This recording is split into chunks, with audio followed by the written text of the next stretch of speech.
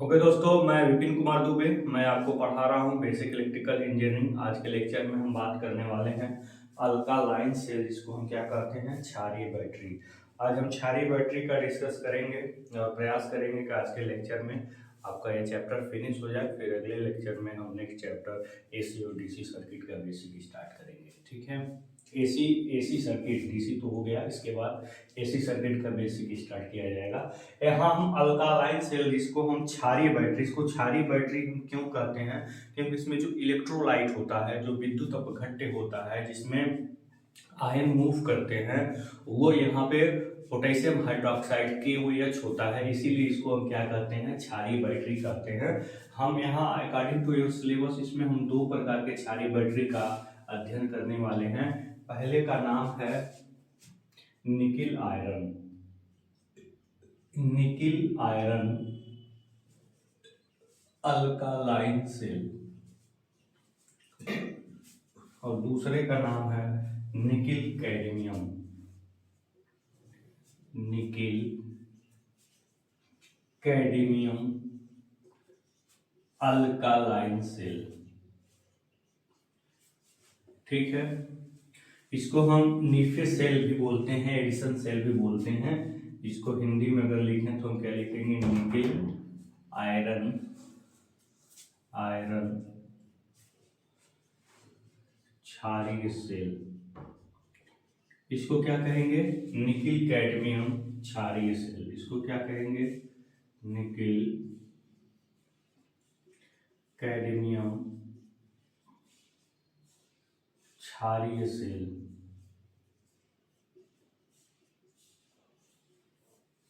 ठीक है, nickel iron, nickel cadmium. तो पहले हम निकिल आयरन के बारे में चर्चा कर लेते हैं, फिर हम निकिल कैडमियम क्षारीय सेल के बारे में चर्चा करेंगे दोस्तों। तो देखते हैं निकिल आयरन क्षारीय सेल क्या होता है, इससे रिलेटेड टर्म्स क्या हैं, इन सभी के बारे में हम डिटेल स्टडी करने जा रहे हैं। इसमें निकिल आयरन, निकिल आयरन यानी कि इसमें जो इलेक्ट्रोड यूज करेंगे वो निकिल और आयरन का होगा, एनोड और कैथोड। इसमें जो हम इलेक्ट्रोड यूज करेंगे वो निकिल और कैडमियम का होगा, पॉजिटिव इलेक्ट्रोड, नेगेटिव इलेक्ट्रोड, यानी कि एनोड और कैथोड। तो इसी के नाम से ही देखिए, अल्कालाइन मतलब उसमें इलेक्ट्रोलाइट है, निकिल आयरन ये दोनों क्या है, दोनों इलेक्ट्रोड है, इन्हीं से इलेक्ट्रोड बना हुआ है, तो निकिल आयरन अल्कालाइन हो गया। इन दोनों से इलेक्ट्रोड बना है, पॉजिटिव नेगेटिव, एनोड कैथोड, और अल्कालाइन उसमें इलेक्ट्रोलाइट है, इसके नाम से ये निकिल कैडमियम अल्कालाइन सेल बना हुआ है। तो अब हम बात करने जा रहे हैं निकिल आयरन अल्कालाइन सेल के बारे में। हम डिटेल देखेंगे, इसका केमिकल रिएक्शन और सारी बातें हम देखेंगे। फिर हम निकिल कैडमियम का देख लेंगे, फिर हम निकिल आयरन के जगह पे कैडमियम क्यों मिलाते हैं, इसका भी हम रीजन हल्का फुल्का देख लेंगे।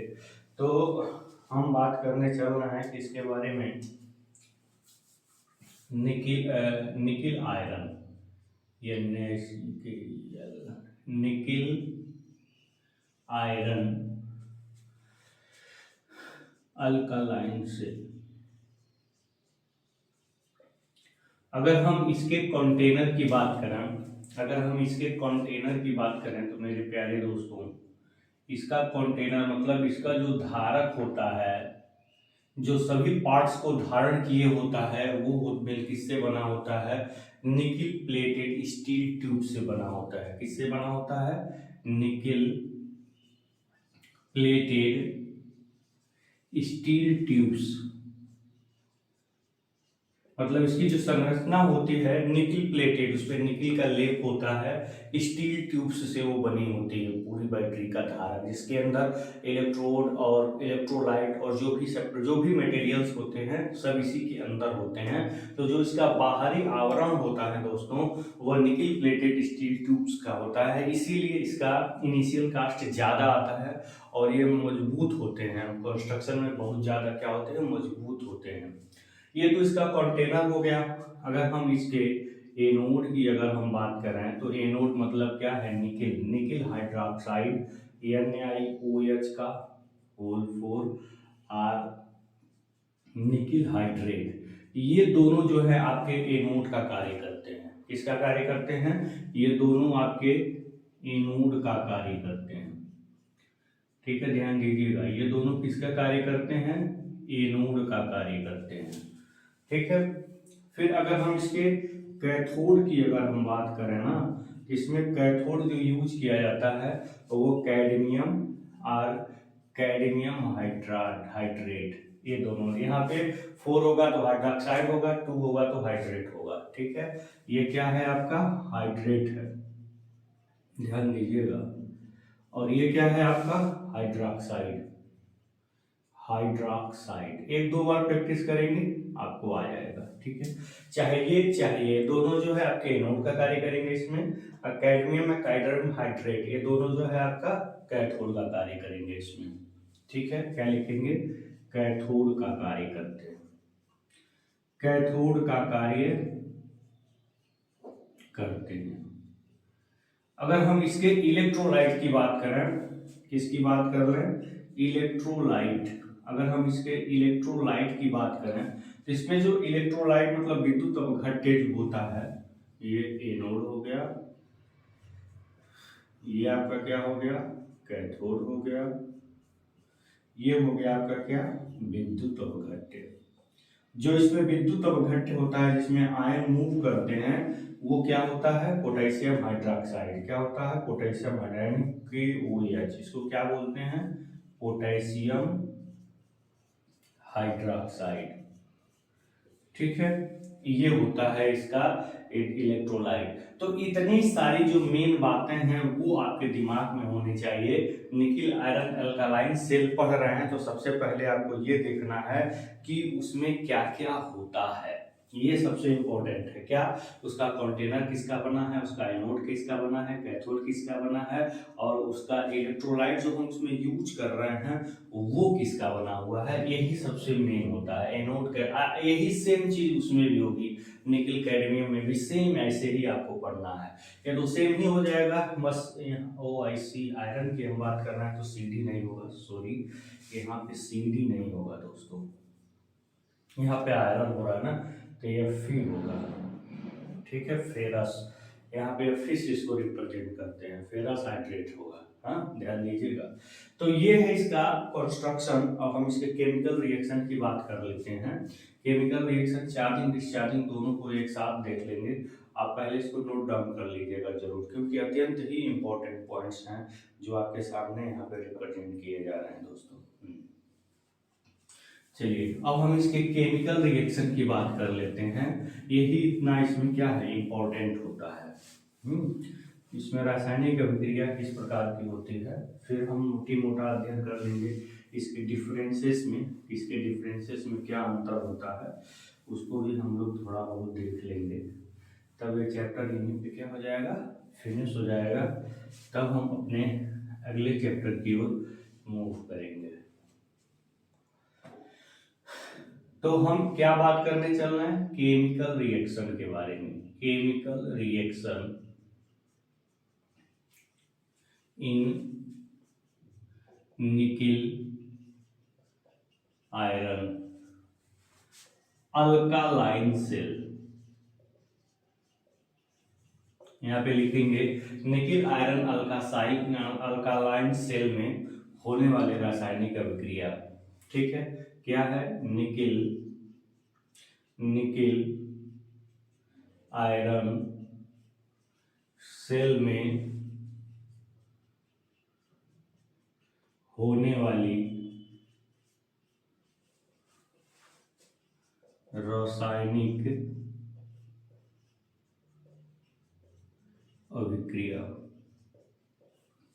जो इसमें केमिकल रिएक्शन होते हैं उसके बारे में हम देख लेते हैं। तो सबसे पहले हम निकिल हाइड्रोक्साइड एनोड को लिखते हैं, फिर इलेक्ट्रोलाइट को लिखते हैं, फिर कैथोड को लिखते हैं। इसमें कैथोड या Fe यूज हो रहा है ना, तो रिएक्शन लिखने के लिए हमेशा आप ध्यान रखिएगा। सबसे पहले आप हाइड्रोक्साइड लिखेंगे निकिल का, और फिर पोटेशियम हाइड्रोक्साइड, इलेक्ट्रोलाइट, फिर एनोड, इलेक्ट्रोलाइट, कैथोड। उसके बाद हम सिंबल बनाएंगे इरिवर्सिबल का, यहाँ लिखेंगे डिस्चार्जिंग के केस में सबसे पहले हम देखेंगे कि क्या परिवर्तन होता है, और फिर नीचे चार्जिंग के केस में क्या परिवर्तन होता है। ठीक है, चार्जिंग के केस में तो बस इसका जो दो हाइड्रोक्साइड जो होता है, जो इसमें हाइड्रेट होगा ना, वो हाइड्रेट आकर के आयरन से लग जाएगा और कोई अंतर नहीं है। यानी कि यहाँ पे NiOH का होल ट्वाइस हो जाएगा और फिर जो KOH है वैसे के वैसे रहेगा, यहाँ पे आयरन हाइड्रेट हो जाएगा बस।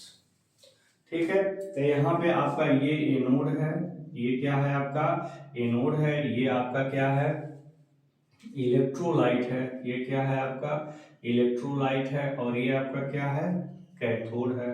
सेम यही चीज यहाँ पे क्या हो गया आपका एनोड है, ये आपका क्या है इलेक्ट्रोलाइट है, जिसको विद्युत अवघट्य हम कहते हैं, और ये आपका क्या है ये आपका कैथोड है दोस्तों। तो ये आपकी सारी बातें हो गई। चार्जिंग के केस में, डिस्चार्जिंग के केस में क्या होगा, जो आपका एनोड होगा निकल हाइड्रोक्साइड, ये बदल जाएगा किसमें निकल हाइड्रेट में। ठीक है, इसमें देखिए कोई विशेष रोल, कोई परिवर्तन आपके इलेक्ट्रोलाइट में नहीं होता है, यहाँ सेम का सेम बना रहेगा। आयरन जो आपका कैथोड होगा आयरन, वो बदल जाएगा किसमें आयरन हाइड्रेट में। इसीलिए हमने एनोड में इन दोनों को रखा है और कैथोड में इन दोनों को रखा है। ठीक है, दोनों आपके वर्क करते हैं। तो ये तो हो गया आपका पूरा description nickel iron alkaline cell का। क्या क्या कंटेनर इसका बना होता है, निकिल प्लेटेड स्टील ट्यूब्स, इसको एक दो बार ध्यान में रखेंगे तो आपके दिमाग में बढ़ जाएगा।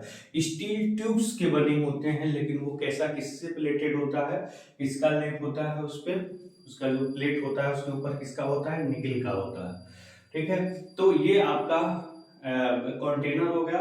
एनोड आपने बता दिया निकल हाइड्रोक्साइड या निकल हाइड्रेट, कैथोड उसमें आयरन या आयरन हाइड्रेट, और इलेक्ट्रोलाइट उसमें पोटेशियम हाइड्रोक्साइड। ये आपके तीनों एनोड कैथोड, ये सारी बातें आप चाहे तो एक लाइन में लिख सकते हैं, चाहे तो हेडिंग डाल के लिख सकते हैं।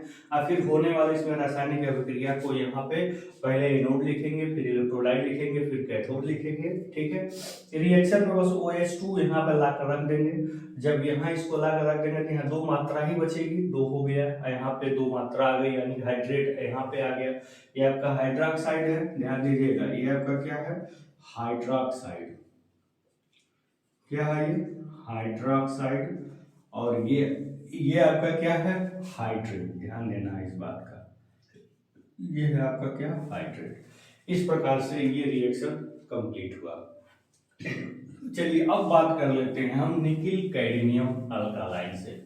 निकिल कैडमियम का यूज आयरन की जगह पे इसलिए करते हैं ना कि थोड़ा सा इसका इंटरनल रेसिस्टेंस कम हो सके और पर सेल वोल्टेज की वृद्धि हो सके। तो आंतरिक प्रतिरोध को कम करने के लिए कैडमियम का इस्तेमाल करते हैं।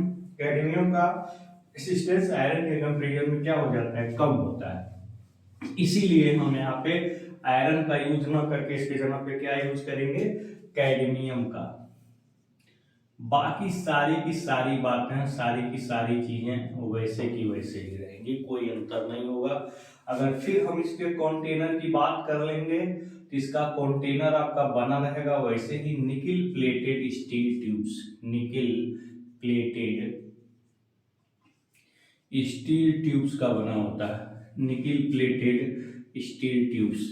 आपका इसका कंटेनर भी किसका बना हुआ है निकिल प्लेटेड स्टील ट्यूब्स का बना होता है। ठीक है, इसका कंटेनर किसका बना होता है निकिल प्लेटेड स्टील ट्यूब्स का बना होता है इसका कंटेनर। ठीक है, और अगर हम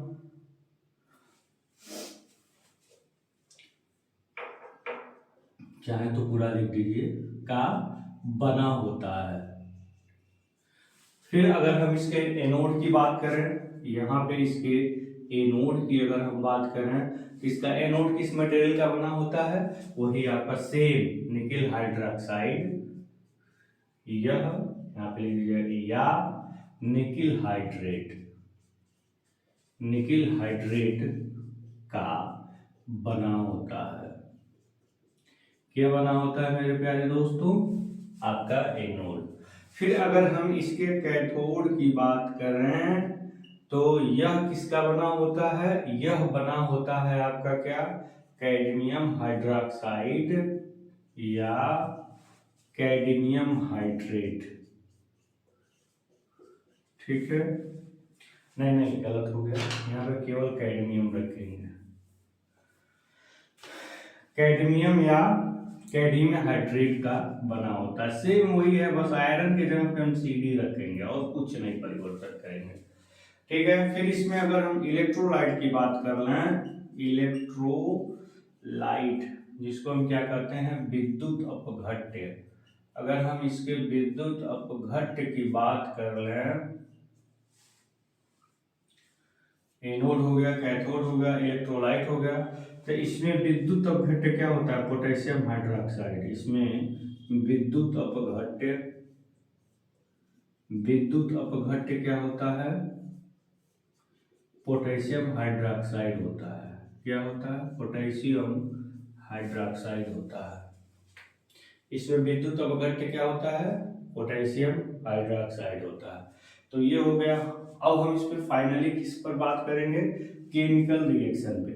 तो इसमें जो केमिकल रिएक्शन होते हैं वो कौन कौन से होते हैं उसको भी देख लेते हैं। बस कुछ अंतर नहीं है इसमें, जो केमिकल रिएक्शन होते हैं उसमें और इसमें, बस वही चीज हम निकिल हाइड्रोक्साइड यहाँ पे रखेंगे, अब फिर पोटेशियम हाइड्रोक्साइड लिखेंगे, फिर यहाँ पे अब आयरन के जगह पे क्या आ जाएगा, Cd आ जाएगा। बस चार्ज ऊपर से आपका डिस्चार्जिंग, नीचे चार्जिंग, ये आपका डिस्चार्जिंग है। ठीक है, डिस्चार्जिंग, और नीचे आपका क्या हो रहा है, चार्जिंग हो रहा है, चार्जिंग हो रहा है। और फिर ये आपका दो इसमें, यानी कि इसका हाइड्रेट यहाँ आकर के मिल जाएगा, तो यहाँ पे क्या हो जाएगा, निकिल हाइड्रेट हो जाएगा, फिर KOH हो जाएगा, और फिर यहाँ पे कैडमियम हाइड्रेट हो जाएगा। है, तो सारी बातें वैसे की वैसे ही हैं। यहाँ पे आपका एनोड है ये, ठीक है, ये एनोड है, और ये क्या है, कैथोड है। ये नोड, कैथोड, और ये क्या है आपका, इलेक्ट्रोलाइट है। ये आपका इलेक्ट्रोलाइट है दोस्तों। और देखिए फिर ये निकिल हाइड दो आकर के इसमें आके लगा है, यहाँ दो ही बचेगा ना, तो फिर आपका ये एनोड, इसलिए एनोड में दोनों को लिखा गया है, हाइड्रोक्साइड और हाइड्रेट। फिर इसमें ये क्या है आपका, इलेक्ट्रोलाइट है। इलेक्ट्रोलाइट जिसका तस पड़ा रहता है, किसी तरह का गैस का फॉर्मेशन नहीं होता है, ध्यान दीजिएगा, इस सेल के रिएक्शन में किसी तरह का गैस नहीं बनता है। ये आपका क्या हो गया, ये आपका कैथोड हो गया। इस प्रकार से दोस्तों ये इसका केमिकल रिएक्शन भी क्या हो गया, संपन्न हो गया। तो ऐसे ही आप चाहे तो एक ही साथ सब लिख सकते हैं, या तो आप चाहें तो इसको इस तरह से भी अलग अलग भी लिख सकते हैं। इस प्रकार निकिल आयरन, निकिल कैडमियम जो अल्कालाइन सेल हुआ करता था वो आपका क्या हो गया ना, फुल्ली एंड फाइनली फिनिश हो गया। अब हम इसके कुछ एप्लीकेशंस पर बात कर लेते हैं कि ये कहाँ कहाँ यूजेबल हैं, कहाँ कहाँ ये यूज होते हैं। दोस्तों अब हम इसके आगे चलते हैं, इसके आगे हम बात करते हैं अब क्या अंतर होता है लेड एसिड बैटरी में और अल्कालाइन बैटरी में। इसके डिफरेंसेस को हम देख लेते हैं, इसके अंतर को हम देख लेते हैं, फिर हम आगे बात करते हैं। इनका अंतर भी कभी कभी पूछ देता है कि अल्कालिक एसिड बैटरी और क्षारीय बैटरी, इन दोनों में अंतर बताइए। तो क्या इनमें अंतर होता है, इसको भी हम यहाँ पे देख लेते हैं। और अंतर जानने से पहले हम ये देख लेते हैं इसका एप्लीकेशन, इसका उपयोग क्या है। मतलब अल्कालाइन बैटरी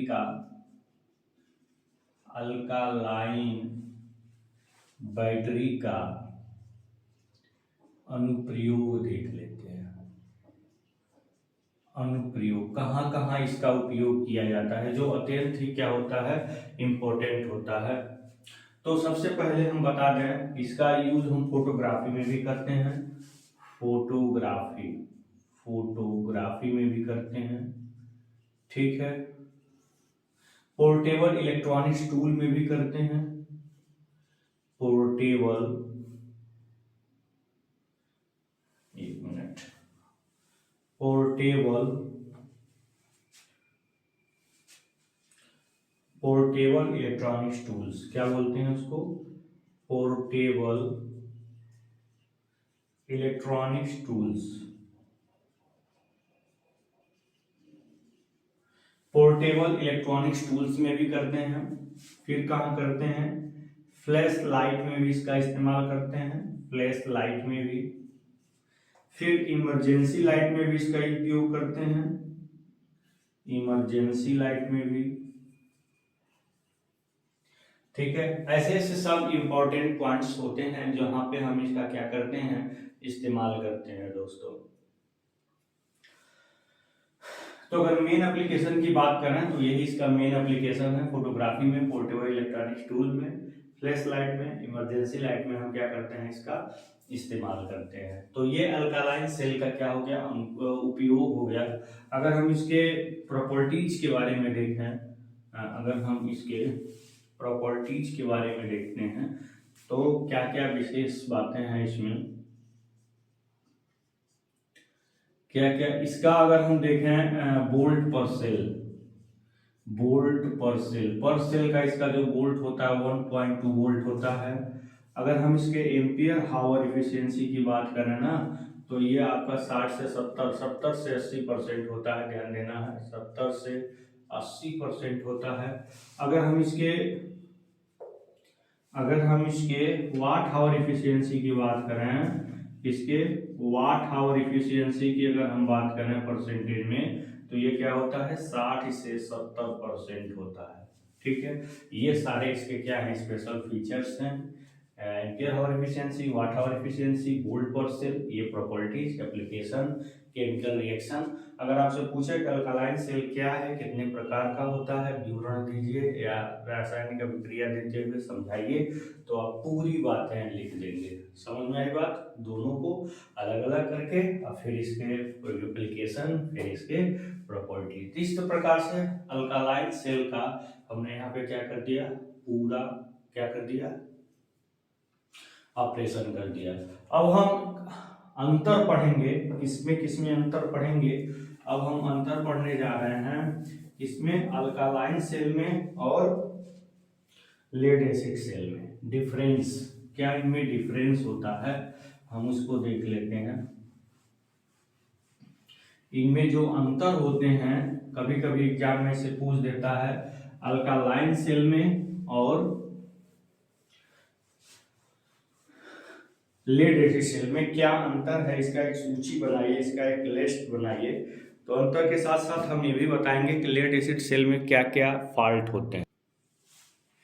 चलिए दोस्तों, अब हम बात करने जा रहे हैं अंतर के बारे में। किसके अंतर, लेड एसिड सेल और अल्कालाइन सेल में क्या अंतर होता है। तो हम हेडिंग डाल देते हैं, अम्लीय बैटरी और क्षारीय बैटरी में अंतर। हमारी हेडिंग क्या है, अम्लीय बैटरी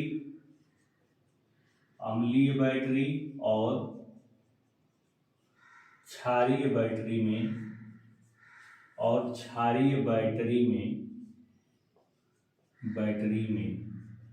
अंतर। हाँ, इसको क्या कहेंगे, अम्लीय बैटरी, अंग्रेजी में इसको कैसे लिखेंगे, डिफरेंस बिटवीन, देखिए क्या लिखेंगे, difference between acid battery and alkaline battery.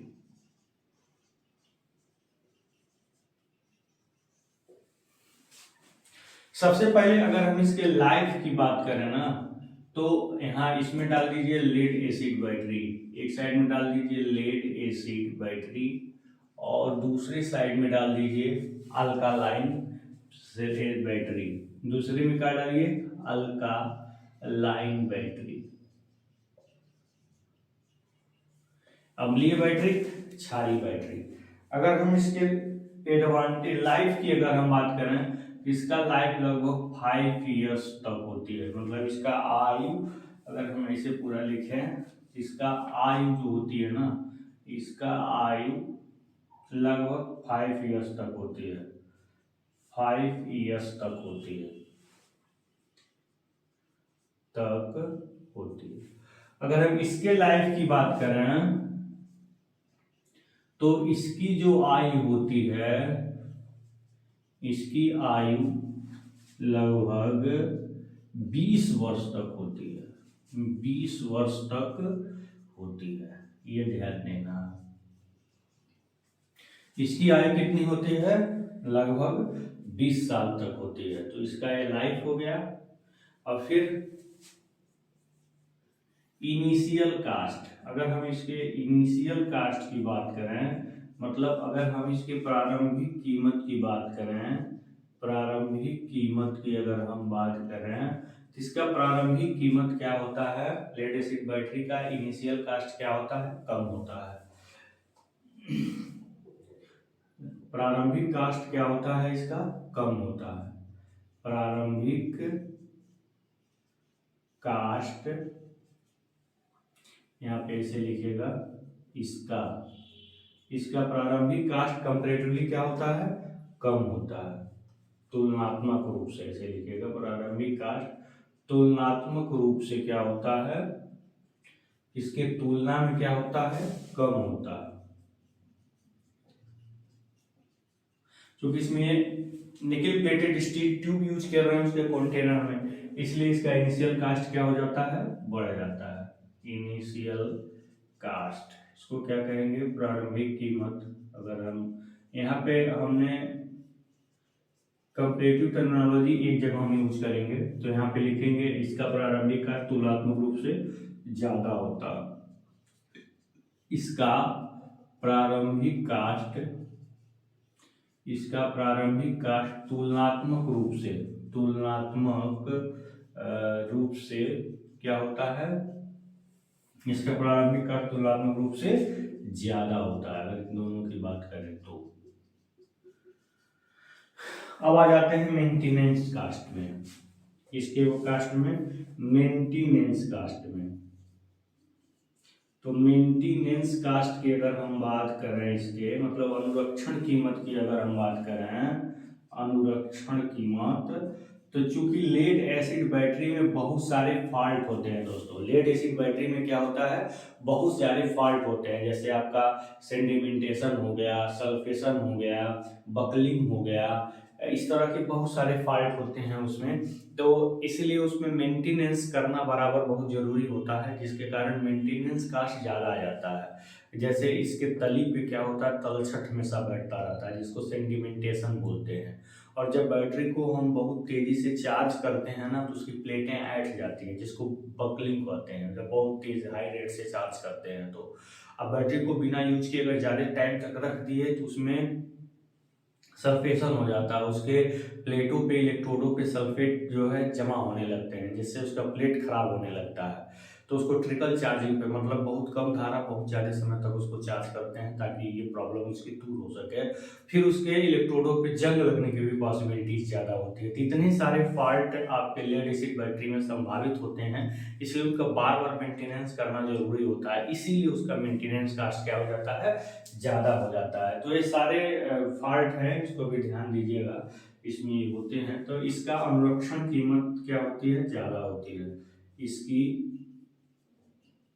अनुरक्षण कीमत क्या होती है? इसकी अनुरक्षण कीमत ज़्यादा होती है तुलनात्मक रूप से, ठीक है? ज़्यादा होती है तुलनात्मक रूप से। यहाँ पे लिखेंगे इसकी अनुरक्षण कीमत, इसकी अनुरक्षण कीमत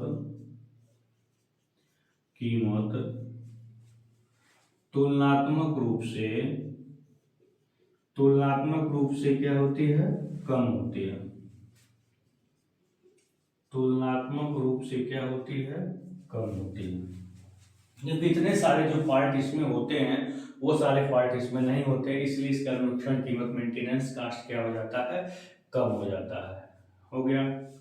फिर अगर हम बोल्ट की बात करें, ईएमएफ पर सेल की अगर हम बात करें इस बैटरी में, तो ये होता है 2 वोल्ट के आसपास।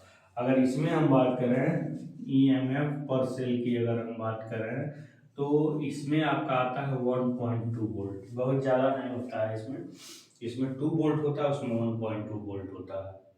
अगर हम इफिशियंसी की बात करें, अब इसके एम्पियर हावर इफिशियंसी की अगर बात करें, इसमें जो एम्पियर आवर एफिशिएंसी होती है इसकी ये होती है 80 से 90%। कितनी? 80 से 90%।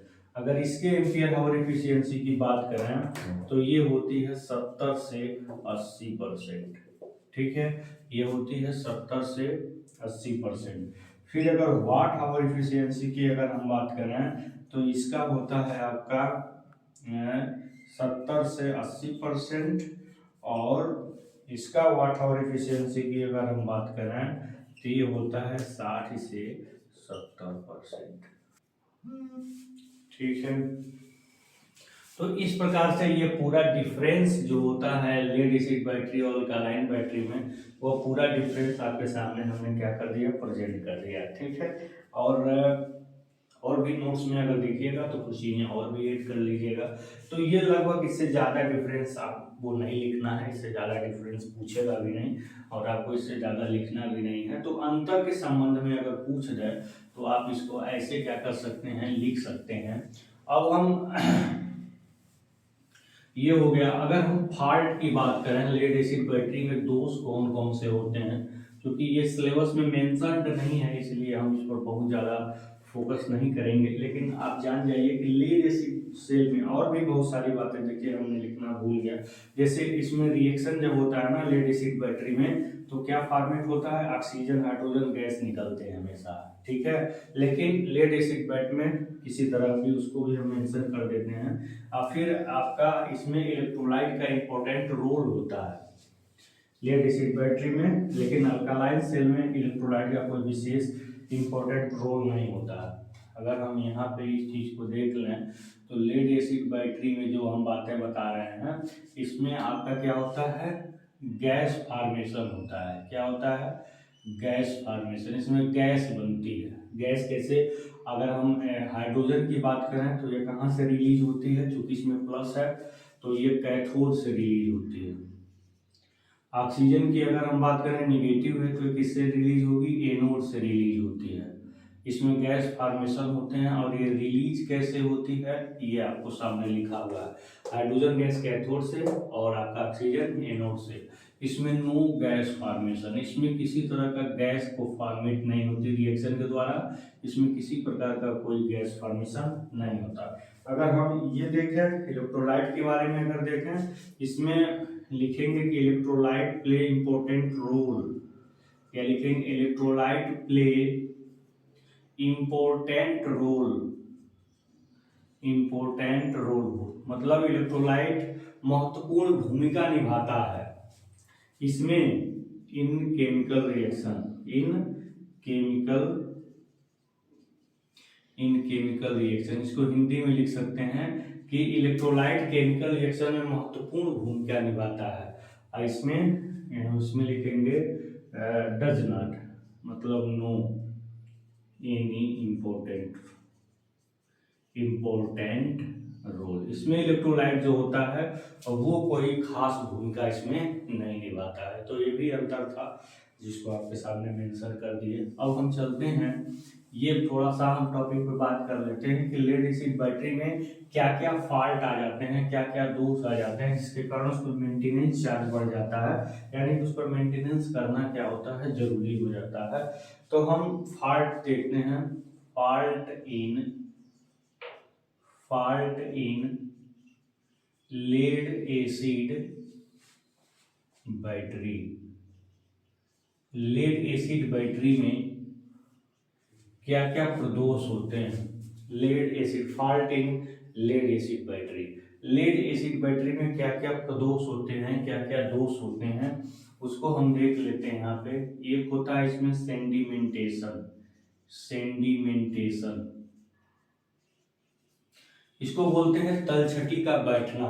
जैसे जब बार बार चार्जिंग प्रक्रिया जब होती है लेड एसिड बैटरी में, उसके तलछटे पर क्या बोलता है, काटी, जिसको हम नहीं बोलते हैं टार, जैसे उसके बहुत सारे तलछटे उसके कोर पे बढ़ जाते हैं नीचे, जो उसमें तरह तरह प्लेटों को शार्ट करने की भूमिका निभाते हैं। इसलिए उसमें डिस्टिल्ड वाटर यानी कि आंसू जल भर के इसको हम दूर करते हैं, इस प्रॉब्लम को। फिर होता है इसमें क्या, बकलिंग। क्या होता है, बकलिंग। बकलिंग क्या होता है कि मान लीजिए जब बैटरी को हम बहुत हाई रेट से चार्ज या डिस्चार्ज करते हैं तो इसमें जो भी प्लेटें होती हैं दोस्तों, वो प्लेटें क्या हो जाती हैं, मुड़ जाती हैं। तो प्लेटों के मुड़ने की वजह से उसको हम क्या बोलते हैं, बकलिंग बोलते हैं। तो हमें एक स्पेशल रेट से ही बैटरी को चार्ज या डिस्चार्ज करनी चाहिए अगर इस बात से बचनी हो तो। इसके बाद आपका क्या आता है, सल्फेशन। क्या होता है, सल्फेशन, सल्फेटीकरण, जिसको जब हम इलेक्ट्रोड पे, जब बैटरी को बहुत देर तक हम डिस्चार्ज करके रख देते हैं तो क्या होता है कि इसके इलेक्ट्रोड पे सल्फेट का एक लेयर चढ़ने लगता है, जिसको हम सल्फेशन बोलते हैं। तो इसको दूर करने के लिए हम ट्रिकल चार्जिंग पे रखते हैं, मतलब 1 एम्पियर बहुत ही स्लो रेट पे बैटरी को ज्यादा समय तक क्या करते हैं, चार्ज करते हैं, ताकि उस पे जो सल्फेट का लेयर है वो क्या हो जाए, रिमूव हो सके। उसके बाद क्या है, कोरोजन। कोरोजन का मतलब क्या होता है, कोरोजन का मतलब होता है संक्षारण। संक्षारण डबल आर एस देख लीजिएगा।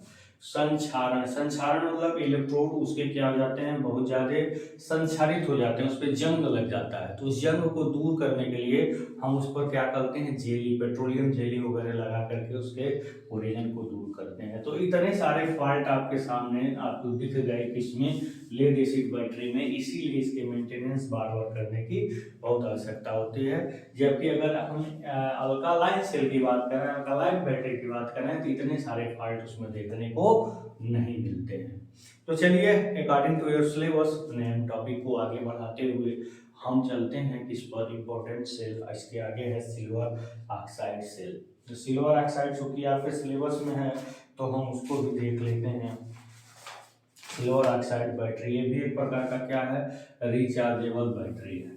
क्या है, रिचार्जेबल बैटरी। इसमें इलेक्ट्रोलाइट क्या होते हैं वो देख लेंगे, केमिकल रिएक्शन देख लेंगे, बाकी सारी चीजें तो लगभग सेम होती हैं, कॉमन होती हैं।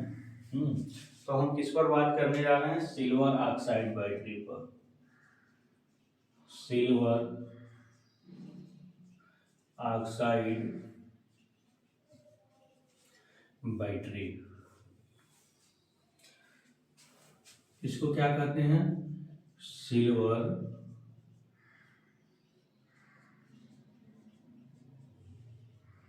ऑक्साइड बैटरी के बारे में।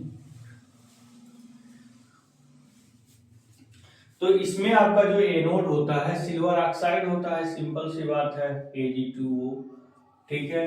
और इसमें आपका जो इलेक्ट्रोलाइट होता है वो पोटेशियम हाइड्रोक्साइड या सोडियम हाइड्रोक्साइड होता है। तो ये हो गया आपका क्या, ये हो गया आपका एनोड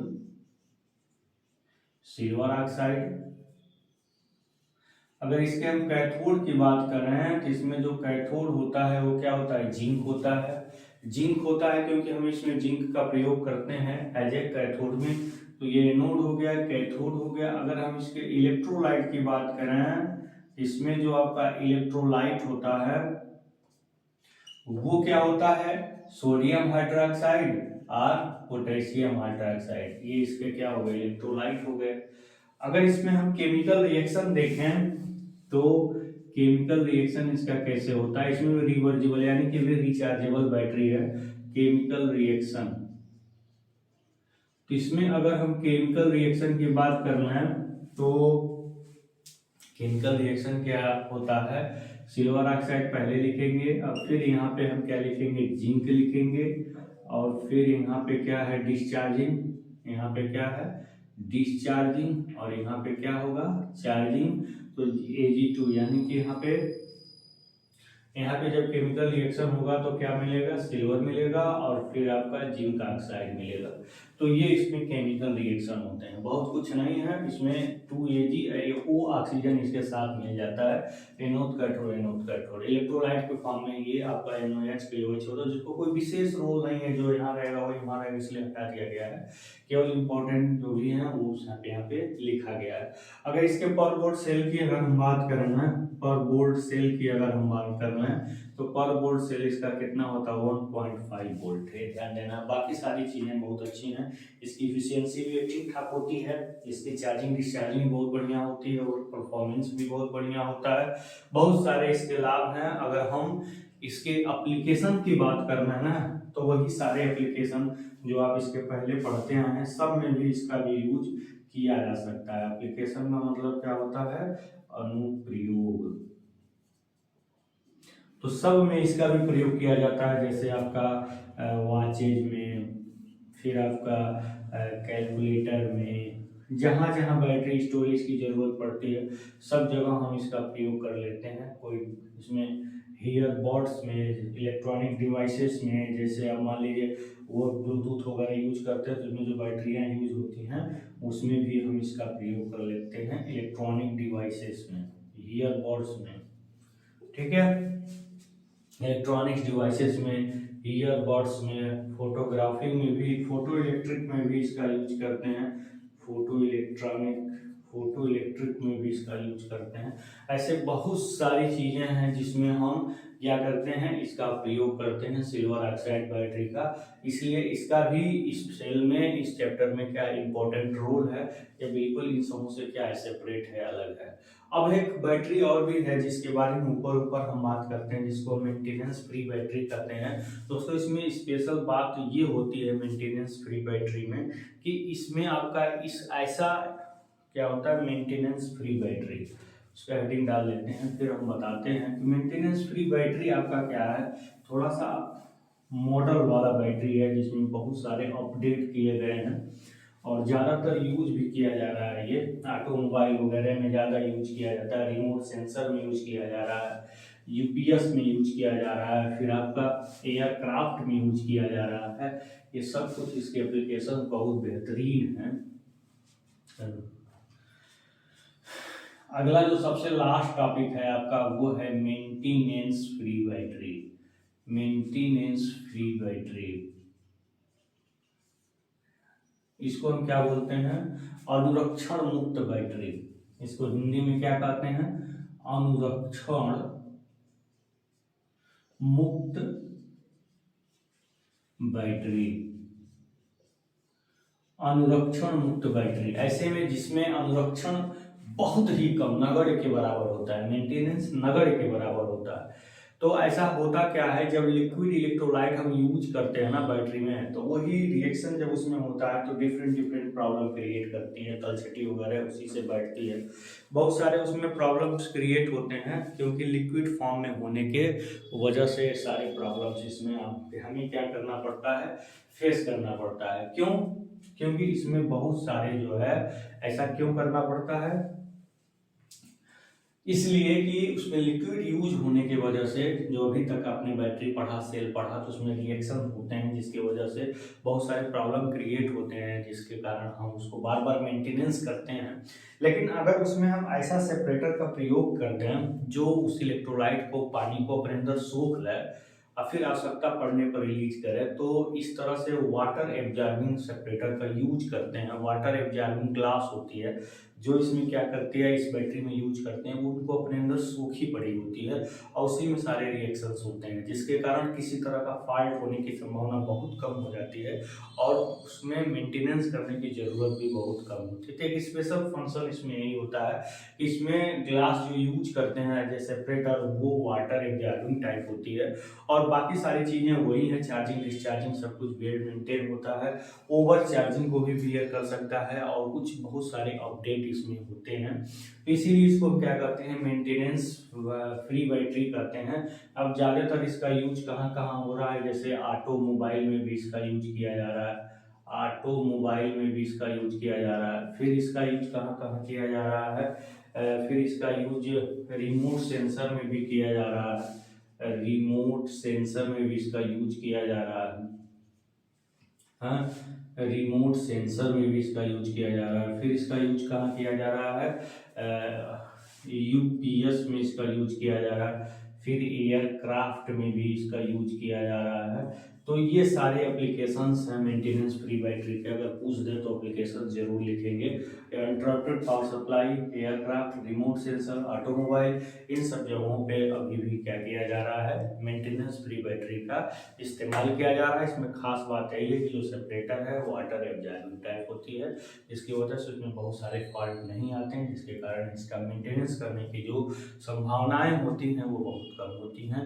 इस प्रकार दोस्तों ये चैप्टर इसी टॉपिक के साथ फिनिश हो गया। इसमें एक या दो न्यूमेरिकल क्वेश्चंस बहुत ईजी हैं, अगर आवश्यकता पड़ेगी तो उसको नेक्स्ट लेक्चर में ऐड करके उस न्यूमेरिकल को सॉल्व करवा देंगे। आज के लिए इतना ही, धन्यवाद।